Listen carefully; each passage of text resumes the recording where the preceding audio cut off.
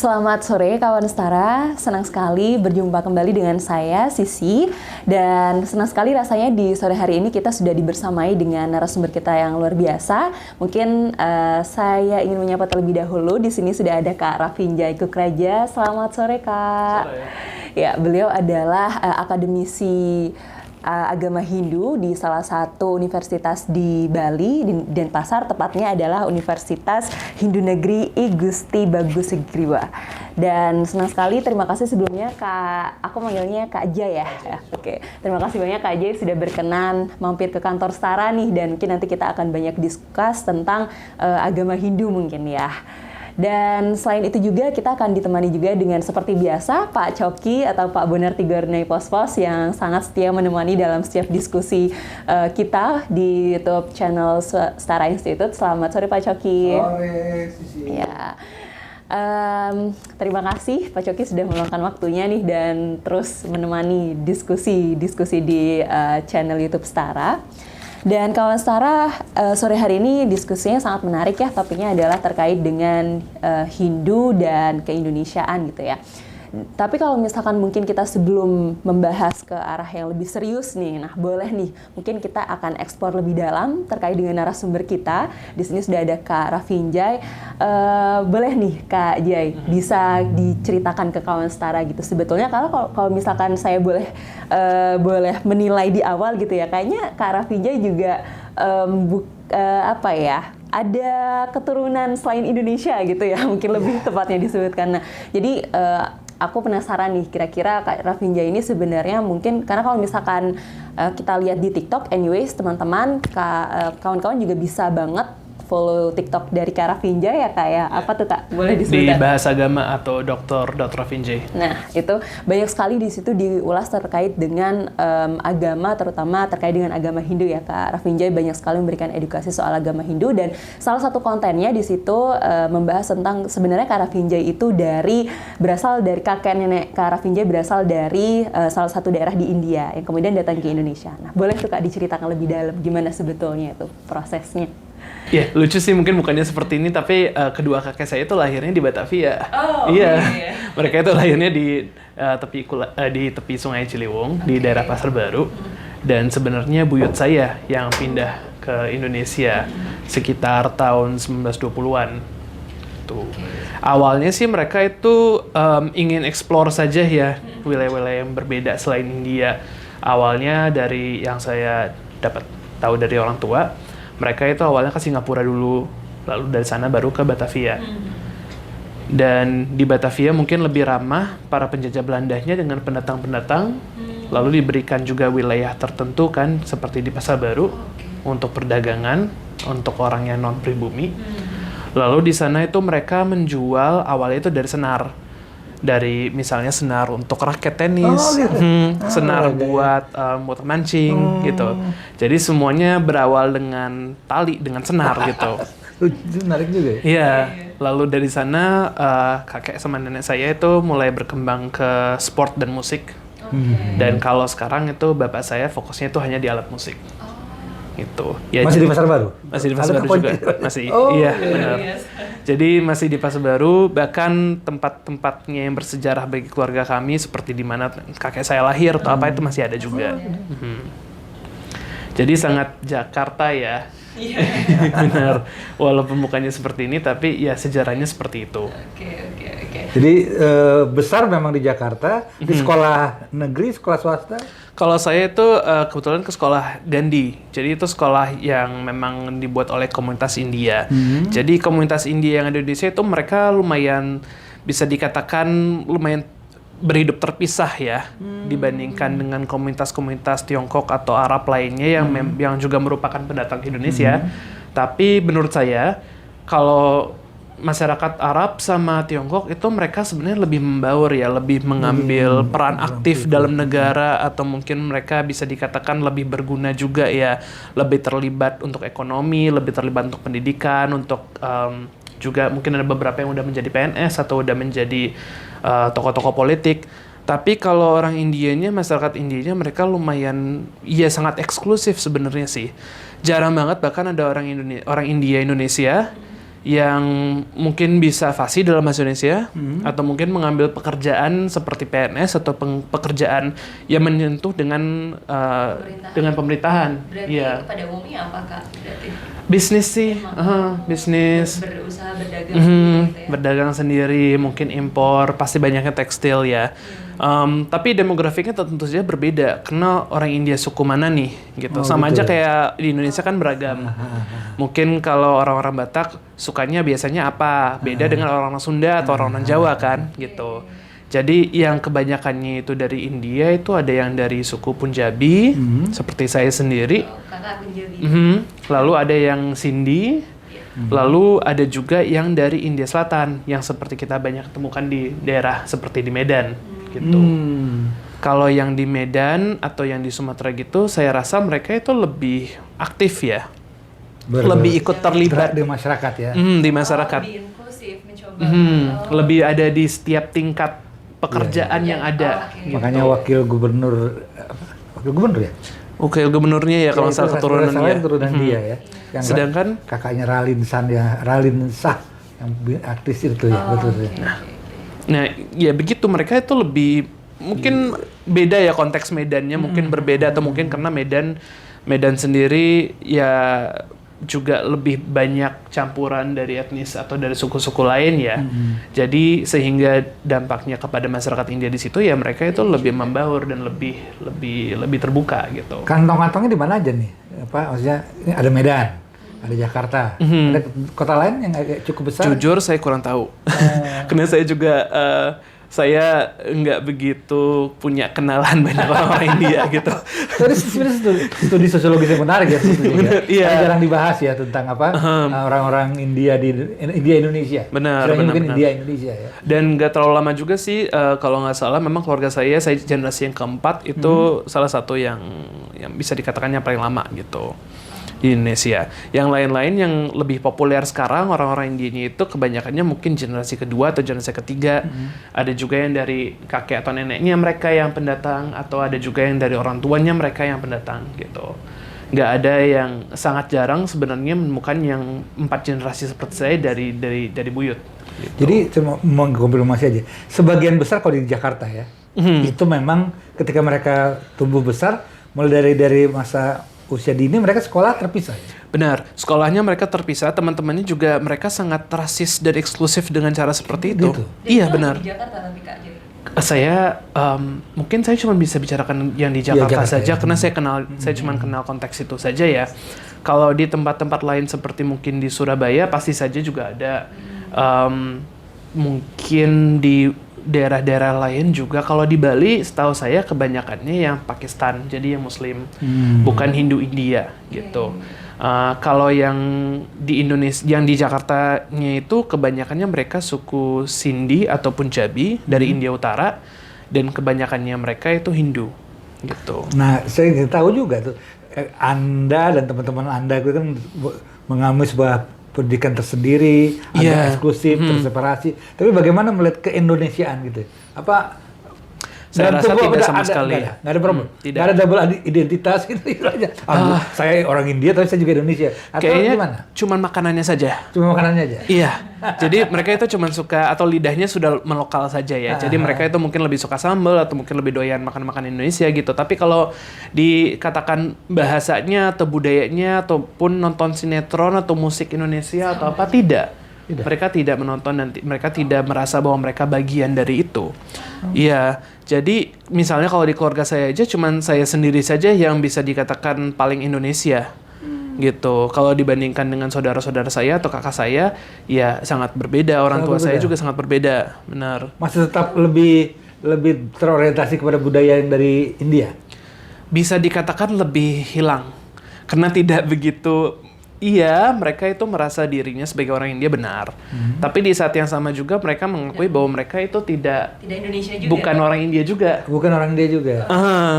Gitu. Jadi konteksnya lumayan unik. Iya, makanya ini menarik maksudnya. Iya. Studi-studi bahkan dilakukan jarang di literatur tentang membahas ini kan. Benar. Mungkin karena apa?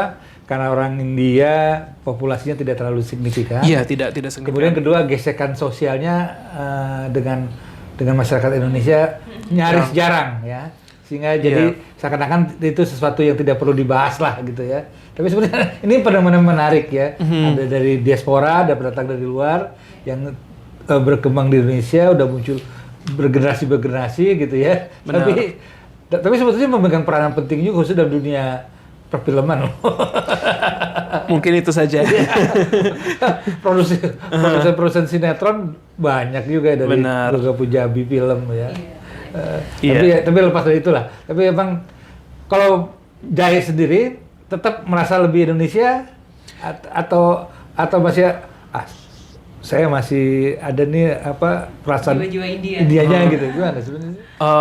Enak kalau lihat makanan India atau budaya India, karena sama saja melihat istilahnya bagi saya ya, melihat orang India itu sama saja dengan melihat orang dari Uganda atau dari Portugal atau orang asing lainnya. Kayak ya udah sama-sama aja asing gitu. Saya tidak merasa bahwa itu orangku tuh, atau itu suku tuh, atau itu makananku. Enggak. Bahkan rasanya kayak, oke, just another country, kayak negara lain aja, kayak, ya banyak negara, banyak orang di dunia ini. Sangat berbeda dengan orang tuaku. Kalau misalnya kita itu sedang berlibur ke, misalnya kita di Eropa, ada orang Indonesia gitu, ya saya yang, ada orang Indonesia tuh. Kalau bapak saya, ada orang India tuh, gitu. Terus, jadi dalam konteks yang sangat aneh sih, ada sih katanya third culture kid ya. Jadi generasi yang punya budayanya sendiri yang berbeda dengan orang tuanya, gitu. Itu berarti Kak Jai. Bisa jadi iya, bisa jadi enggak. Karena kalau third culture kid tuh biasanya punya identitas sendiri, gitu. Sebagai mix atau sebagai pencampuran dari budaya Indonesia dan budaya India sebelumnya. Tapi kalau saya sendiri sih dengan konteks saya secara pribadi, ya saya tidak merasa ada ke India-Indianya sama sekali, gitu.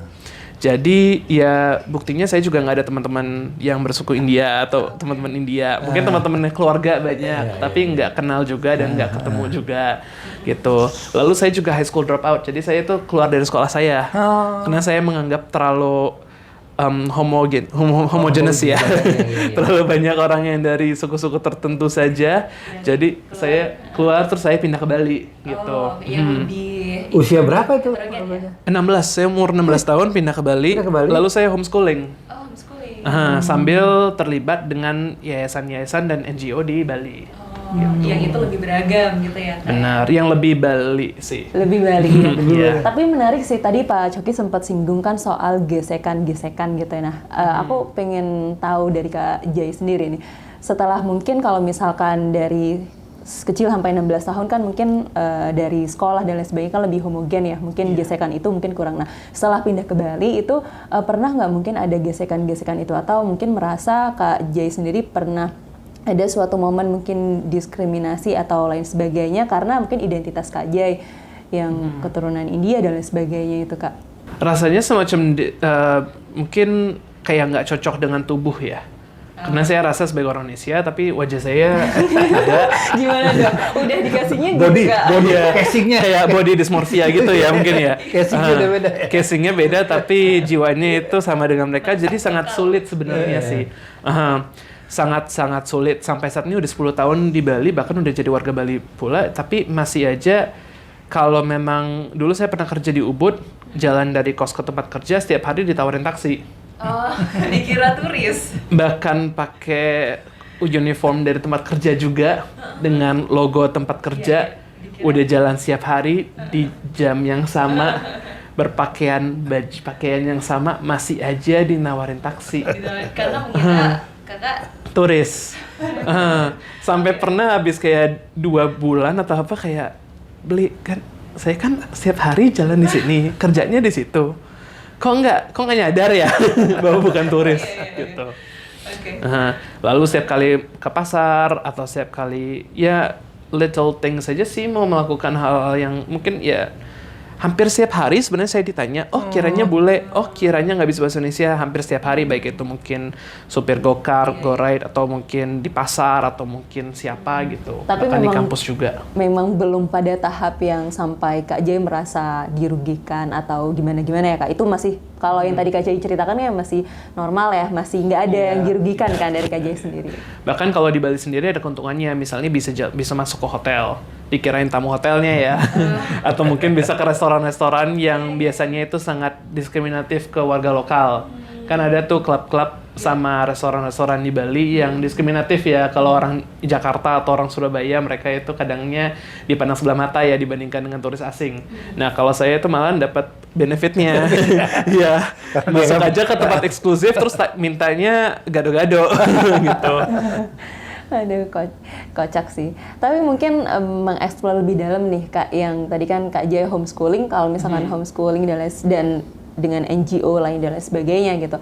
Di situ kan berarti ada ada percampuran gitu ya. Kak Jaya di situ melihat lebih luas dari sekedar orang-orang Bali aja yang mungkin sebelumnya Kak Jaya temui di Jakarta. Nah, itu gimana tuh, Kak? Maksudnya ada kayak bukan culture shock ya, tapi kayak ada ngerasa kayak, oh ternyata gini ya gitu.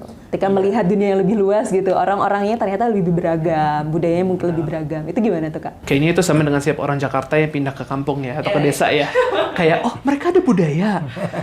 Oh nggak ada gedung. Aku di Jakarta nggak pernah kayak gitu ya. Iya benar, kayak kalau di Jakarta kan sudah saking campurnya, udah saking modern dan sudah sangat beragam dan campur ya. Bahkan orang Betawi pun udah menjadi identitas yang khas dan yang bisa dikatakan modern dan direct ya.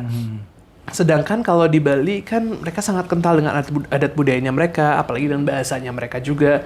Dan kebetulan saya kerjanya itu dengan yayasan-yayasan dan organisasi keagamaan. Oh, oke. Jadi banyaknya itu dengan pedada-penanda atau pendeta-pendeta Hindu yang biasanya umurnya di atas 60-an, yang udah berjenggot, yang sudah tua-tua gitu. Kebetulan banyaknya terlibat dengan Parisada Hindu Dharma Indonesia, yaitu majelisnya agama Hindu. Dan kebanyakannya sama mereka, jadi sama sosok-sosok tua Bali yang menggunakan bahasa Bali saja, bahasa Bali halus bahkan. Jadi ya udah belajar. Meresap semuanya, belajar bahasa Bali, belajar cara mereka makan, cara mereka bicara, logatnya seperti apa gitu. Jay, kenapa kamu jadi tertarik belajar agama atau studi tentang agama? Oh iya, Karena kan latar belakang keluarga kamu kan bisnis ya, pedagang. Benar. Ini anak pun udah misah ke Bali, udah gitu belajar agama gitu kan, lain dah tradisinya sama keluarga gitu. Kenapa? Apa yang membuat kamu jadi tertarik gitu? Nah, keluarga saya itu sangat tidak religius sebenarnya. Iya, mereka religiusnya seperti orang Hindu lainnya atau seperti orang lainnya, mereka itu hanya percaya sama Tuhan kalau memang ada kebutuhan dari Tuhan. Misalnya mereka itu sangat sulit mendapat anak cowok seperti saya. Jadi saya ada 3 kakak cewek. Nah, untuk mendapatkan anak putra gitu, ya mereka baru melakukan tapa brata atau mereka melakukan kayak semacam puasa-puasa seperti itu untuk mendapatkan anak laki-laki. Itu baru religius, benar. Baru ibu saya vegetarian, tidak makan daging, berdoa, menjadi kayak bangun pagi-pagi sembahyang ke Dewa Matahari, mengucapkan mantra Gayatri dan doa-doa lainnya yang di agama Hindu. Baru mereka itu religius seperti itu. Kalau konteksnya saya waktu masa kecil ya saya sendiri saja yang suka dengan ketuhanan. Jadi sering banget minta ke tempat ibadah, sering banget minta ke gereja. Setiap Natal saya ke gereja. Lalu setiap kali kalau ada perayaan Imlek atau ada perayaan Wesak, saya itu suka nonton pertunjukan barongsai. Itu inisiatif sendiri? Inisiatif sendiri, saya minta ke bapak dan ke ibu di Jakarta. Benar, jadi saya minta ke bapak dan ke ibu gitu. Lalu kalau di rumah kan ada asisten rumah tangga juga ya, jadi saya kebanyakannya sama teman-teman ART saya nonton Inul di TV. Lalu nonton hal yang Indonesia, makan sama mereka, bahkan juga ikut puasa dengan mereka kalau di saat bulan Ramadan. Jadi membaur dengan mereka dan merasa bagian dari mereka, tidak memisahkan diri gitu. Dan ya udah ke banyak tempat ibadah, ke banyak organisasi spiritual, belajar banyak hal dari umur 4 tahun. Katanya mama sama bapak setiap kali ke hotel atau kemana saya selalu bawa kayak satu folder dengan foto-foto dewa-dewi. Jadi ada foto Ganesha, ada foto Krishna, ada foto Yesus. Pokoknya campur lah ya, campur aduk itu. Dan saya membuat kayak altar impromptu kecil di sudut hotel gitu. Jadi kemanapun pergi ada. Iya. Terus Kak Jai melakukan persembahyangan gitu. Lalu ya udah bisa dikatakan jadi sangat religius ya, ingin mendalami lebih lanjut. Waktu umur 11 tahun bisa dikatakan masuk sekte, masuk menjadi orang agama Hindu yang lebih fanatik Oh, gitu. gitu. Iya, kebetulan saya Hare Krishna pada saat itu. Pada saat itu. Mhm. Kalau di sekolah kayak Gadi gitu ya, itu emang dia ada mata pelajaran agama Hindu. Tidak ada mata pelajaran agama sih. Kalau nggak salah pada saat itu ya, mungkin kurikulumnya sekarang udah berbeda. Pada saat itu memang ada ajaran keindonesiaan kayak Pancasila dan agama tidak begitu menyentuh sih. Gitu, lebih ke Pancasila, kewarganegaraan mungkin ada. gitu. Dan itu juga kelas yang tidak dianggap serius. Jadi Dianggap kebanyakannya udah ke kantin duluan untuk tidak menghadiri kelasnya. Bahkan bahasa Indonesia itu sebenarnya tidak menjadi kewajiban. Bahasa Indonesia. Pilihannya itu ada pilihan bahasa bahasa Prancis, bahasa Mandarin, bahasa Hindi atau bahasa Indonesia. Oh, Dan jadi sama karena ya. jadi tidak menjadi kewajiban gitu. Dan karena kebanyakannya sudah berbahasa Indonesia di rumah, mereka itu memilih di sekolah mempelajari bahasa asing yang lain. Iya, betul. Seperti Prancis atau Mandarin atau Hindi. Ngapain juga bacaan bahasa Indonesia ya. Tapi menarik sekolah juga kurikulum Gandhi itu ya. Ya mungkin sekarang berbeda karena ada ya. banyak update ya dari Kementerian Pendidikan ya, mungkin ada perbedaan di kurikulumnya mereka supaya ada lebih aspek-aspek agama atau Tapi kalau ada keindonesiaannya. Pancasila aja sudah cukup bagus lah. Ya, Iya kalau sih. memang sudah ada Pancasila ya artinya kan Kurikulum dasar kurikulum wajib kali ya kayak. Iya, kurikulum wajib. daripada Iya. Kayak ya Pancasila lalu Garudanya itu ada berapa? Ya biasalah ada 17-nya ada 45-nya gitunya. Tapi jadi sebenarnya kalau Gandhi itu mementingkan pendidikan agama itu dari keluarga ya, dari keluarga ya, bukan dari- Mungkin kayaknya mereka itu latar belakangnya internasional ya. Jadi mereka itu ingin sangat terbuka. sangat terbuka. Aha. Jadi ada banyak orang Korea, ada banyak orang Jepang, ada banyak orang Pakistan, banyak orang Hindia pastinya, ada banyak Tiongkok, Indonesia, Cindo juga banyak. Yang di sana, yang di Kemayoran itu. Yang di PRJ itu, Di PRJ yang di itu. Gandhi. Tapi memang mereka beragama Hindu atau yang dari Korea, dari Jepang gitu. Tidak, Nggak, sangat hanya beragam. karena- hanya karena itu Gandhi International School ya. Iya, jadi mereka namanya aja. Tidak mana aja. Oke. Namanya aja memang Gandhi, lalu pengelolanya memang orang India, dan memang awalnya itu memang dibuatnya untuk komunitas India, tapi karena itu kampusnya internasional dan kurikulumnya juga internasional, ya udah sangat beragam mahasiswanya. Tapi guru-gurunya ya hampir 80% orang India gitu. Mungkin karena lebih murah juga. Lebih gampang juga mungkin ya untuk Iya. ngerekrut. Iya. Oke, terakhir banget nih Kak Jai sebelum kita masuk ke sesi 2 gitu ya. Mungkin ada, kalau tadi kan Pak Coki sempat menyinggung, sempat tanya dulu Kak Jai mempelajari banyak agama gitu. Nah, setelah dari mempelajari banyak agama itu gitu, apa sih yang akhirnya Kak Jai dapat? Bahwa agama itu memiliki konteks. Bahwa Tuhan itu sebenarnya ada, tapi Tuhan itu hadir untuk masing-masing orang dengan cara yang berbeda. Jadi jatuhnya lebih universal ya, gitu. Tidak memilih agama yang satu atau yang lain yang lebih bagus atau yang lebih baik, tidak. Tapi lebih ke melihat bahwa mungkin nggak banyak orang yang pelajari agama atau takut mempelajari agama ya. Tetapi kalau kita melihat agamanya sebagai produk budaya, atau kalau kita melihat agama dari sisi antropologi seperti itu, ya sebenarnya mempelajari agama itu sama saja dengan mempelajari budaya setempat. Karena wadahnya di mana agamanya itu berada itu sangat penting. Bisa diibaratkan agama seperti air, yang wadahnya kan airnya menyesuaikan diri dengan wadahnya gitu. Jadi agama seperti air dan budaya seperti wadahnya. Agama dan budaya itu tidak sulit dipisahkan gitu ya. Gitu ya Kak. Oke, sangat menarik Kak Jai. Ini masih segmen 1 gitu ya, pasti nanti akan ada banyak hal lagi yang kita kulik bersama ya Pak Coki ya. Kalau misalnya jangan kemana-mana, kita akan kembali lagi di sesi kedua dengan tentunya dengan topik yang akan lebih menarik lagi.